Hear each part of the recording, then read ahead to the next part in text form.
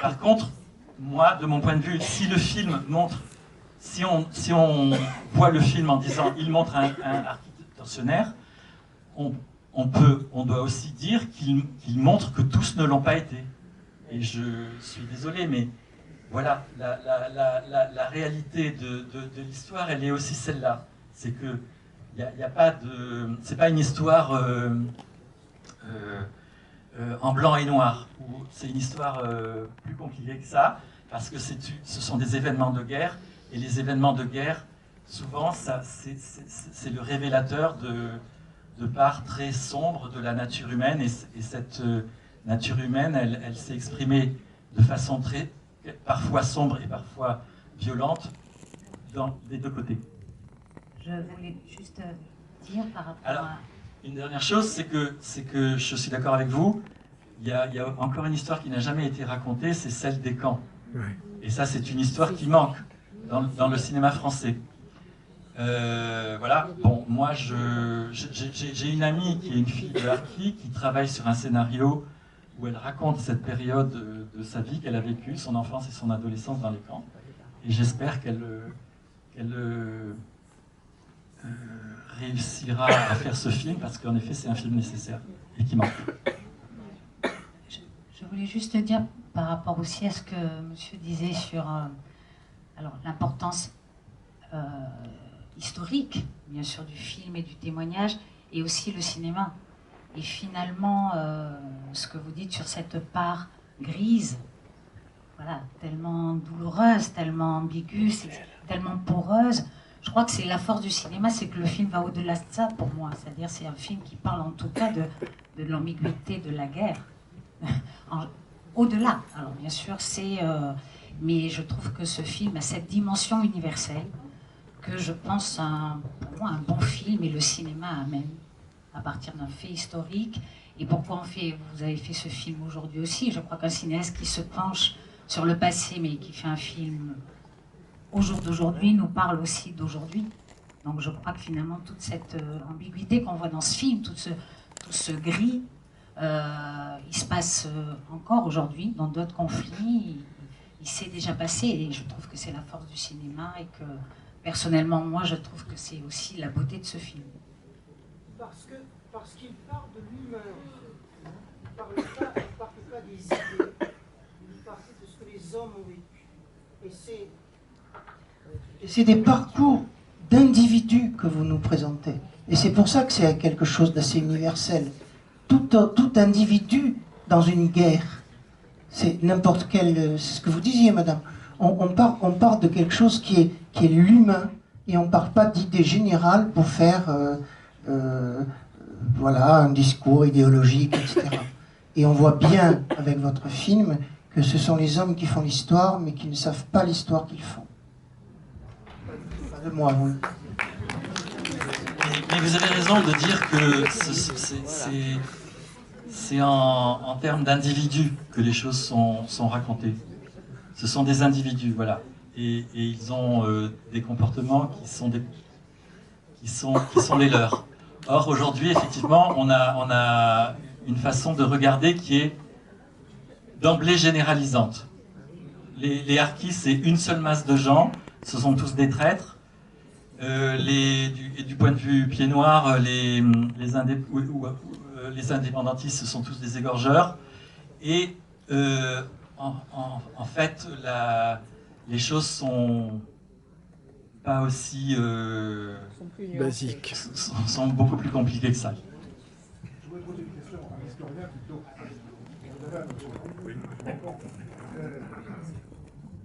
Il semblerait en tout cas qu'il n'y ait jamais eu pratiquement pas de cohabitation entre les appelés, je parle de la troupe, et avec les harkis.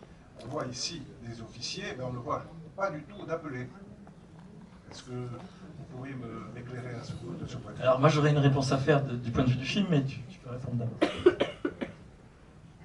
Alors effectivement, dans la plupart des cas, en tout cas par exemple là, dans le cas de leur année en est proche du Maroc, les harkis étaient davantage déployés dans les zones rurales, en contact direct avec le FLN et avec très peu de contact avec les soldats français, sauf épisodiquement. Vous avez parfois des unités de harkis qui étaient intégrées à des groupes plus importants pour des opérations, par exemple de ratissage, etc. Mais de fait, et c'est très clairement exprimé aussi par la barrière de la langue, c'est-à-dire que ces officiers français ont un problème de communication avec ces harkis. Voilà, ça communique mal. Et on a un déficit de parole de ces harkis qui est là aussi. Ça participe de ce processus d'invisibilisation, c'est-à-dire que des supplétifs mal payés, qui n'ont aucune protection sociale, qui ne sont pas intégrés dans l'armée en tant que telle, qui sont invisibilisés parce qu'envoyés loin des troupes, parfois à qui on confie des tâches qui sont des tâches salissantes. Une partie des... Ils vont être employés d'ailleurs dans la répression en milieu urbain des militants FLN, notamment à Paris, enfin, ce qu'on va appeler aussi des harkis, qui n'en sont pas en réalité, a contribué à ce phénomène d'invisibilisation. Et je pense qu'effectivement, mais je peux me tromper, que pour la grande majorité des appelés en Algérie, des appelés de métropole, il y a eu peu de contact avec les harkis. Si ce n'est qu'il y avait effectivement du personnel supplétif qui était aussi dans les cuisines, dans les infirmeries ou dans l'intendance, qui n'avait pas ce rôle de combattant. Alors, ce que je peux dire moi, par rapport au film, c'est qu'on voit peu les appelés, c'est vrai. On les voit un petit peu à l'arrière-plan, effectivement, dans les opérations de grande ampleur où on fait intervenir beaucoup de monde, on les voit au fond de l'image ou à l'arrière-plan. Et on les voit peu. Pourquoi? Parce que le film a été tourné dans la période dont je parlais tout à l'heure, en période de Covid.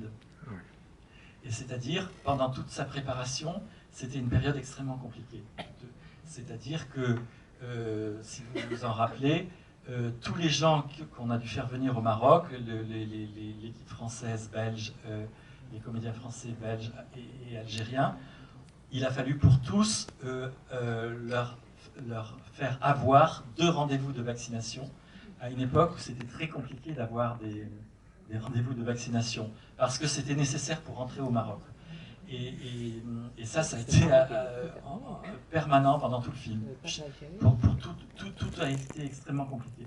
Et donc, faire venir des figurants de France pour jouer des appelés français, c'était quelque chose qui était tout simplement pas possible, et pas dans nos moyens en tout cas.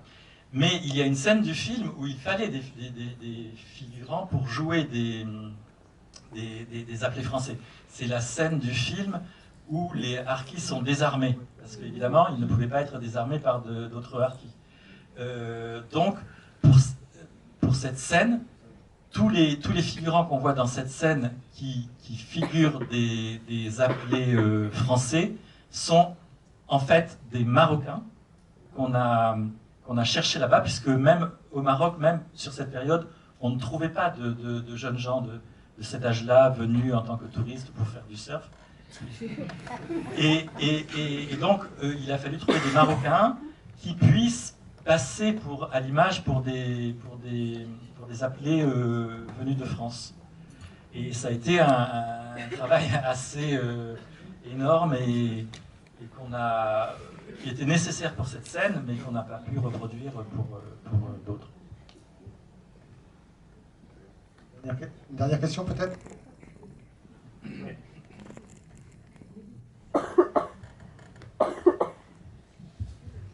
Oui, bonsoir. J'avais des questions plutôt d'ordre historique. Je voudrais savoir si vous avez des éléments sur la couverture médiatique du conflit en France. À quel moment l'opinion, la population française a été tenue au courant de l'existence des harkis ou de leur sort du coup plus tard? Il faudrait faire un cours de 2 heures. Donc, je vais me limiter à quelques généralités qui seront, comme toute généralité, voilà, pas très fines. Sur la couverture du conflit et la communication du conflit, il est d'emblée présent, mais travesti sous des termes qui en cachent la nature réelle, puisqu'on parle d'opérations spéciales. Enfin, pardon, je fais une confusion. On parle de pacification et de troubles, mais sans employer le mot de guerre. Mais ceci dit, il apparaît très rapidement, ne serait-ce que par justement l'appel au contingent qui augmente à partir de 56-57 surtout, qu'on a effectivement une guerre qui ne leurre pas grand monde. Donc là, on ne peut pas dire que les Français n'étaient pas au courant que les événements d'Algérie étaient de fait une guerre d'indépendance. La question de la couverture médiatique, ou en tout cas de la parole libre sur la guerre d'Algérie, elle se pose beaucoup plus sur des thèmes tels que la torture. Madame, monsieur, passez par là, s'il vous plaît.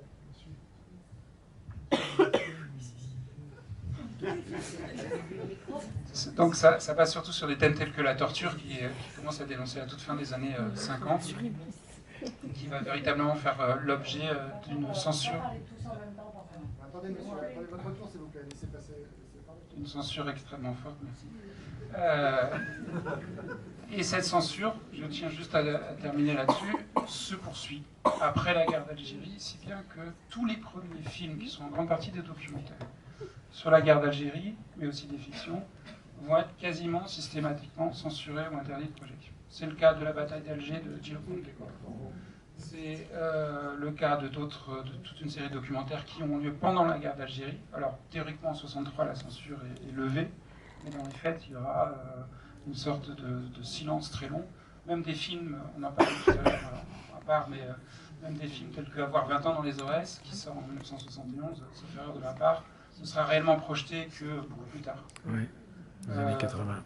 Et je terminerai juste sur quelque chose.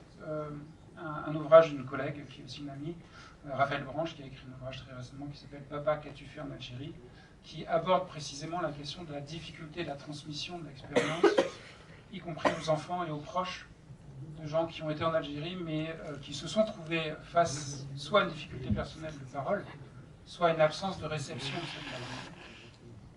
Et donc on a quelque chose qui dépasse simplement la politique d'État ou la censure, qui est aussi une difficulté à transmettre une expérience éprouvante.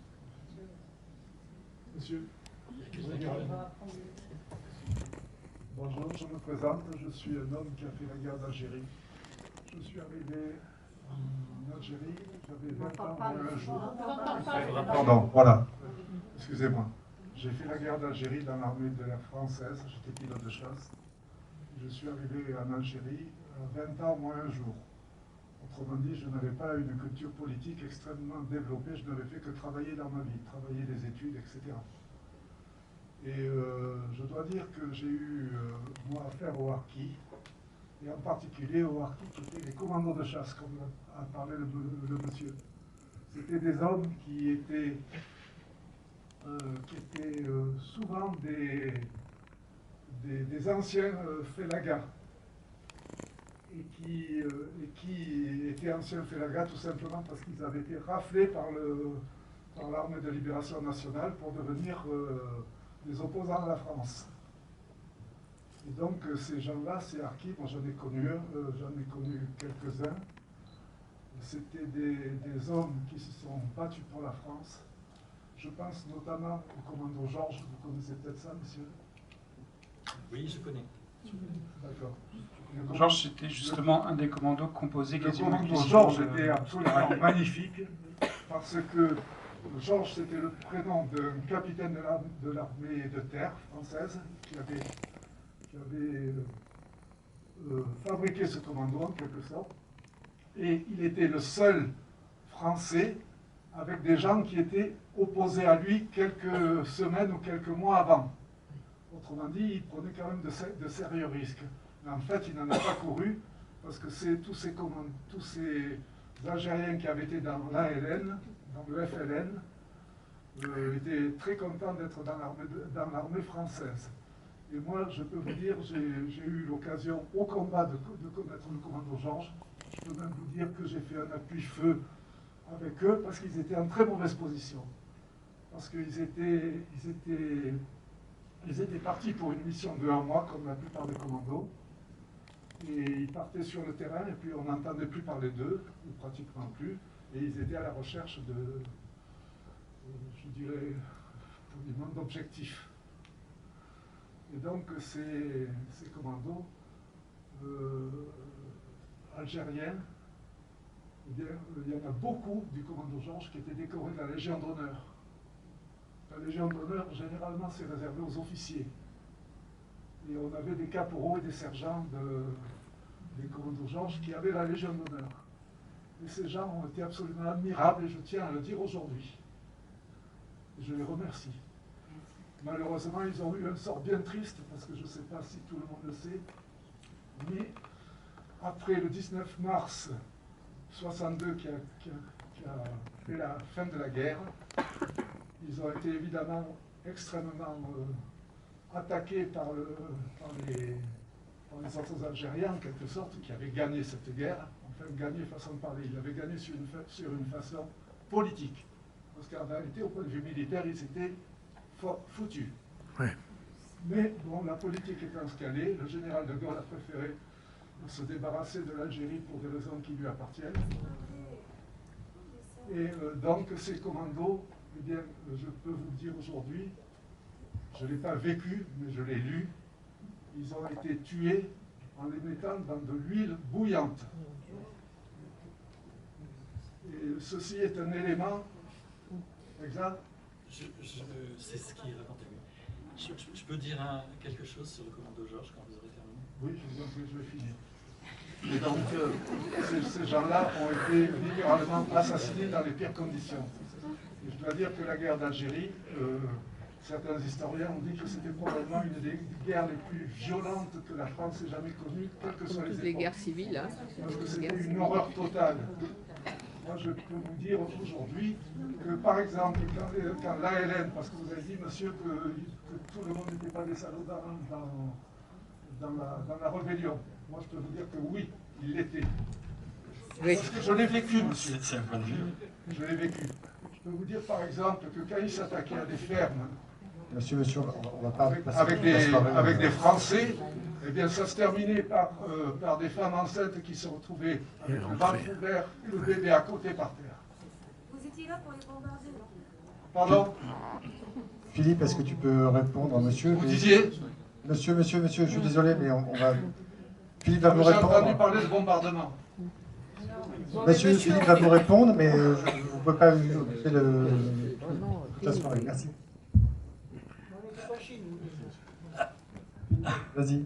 À propos du commando Georges, ce que je peux ajouter, c'est que effectivement, un très grand nombre ont été massacrés dans des conditions, dans ce qui est rapporté dans des conditions assez effroyables, après le cessez-le-feu. Et très peu ont fait le choix de s'engager dans l'armée, parce que la condition d'engagement dans l'armée était d'être déchargé de charges familiales.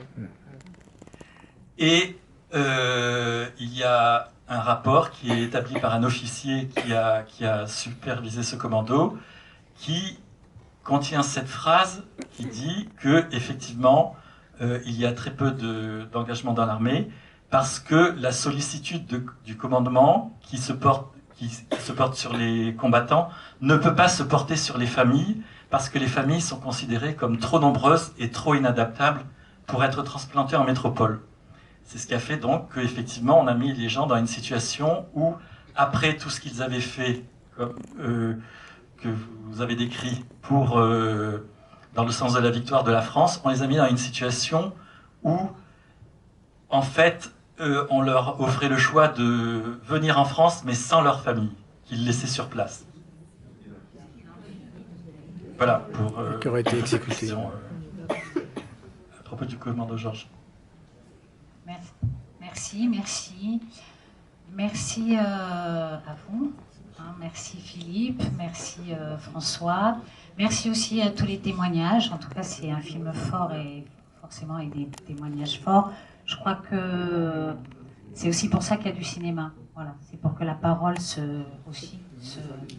s'échange. Donc, je vais présenter demain, bien sûr, on continue, donc le festival continue jusqu'à dimanche. Il y a les programmes à la sortie. Et puis demain, on continue avec Philippe Faucon, avec un film à 13h30 à l'université, donc au Cube. C'est le théâtre Antoine Vitesse, le Cube, dans l'université à Aix. C'est à 13h30, en entrée libre.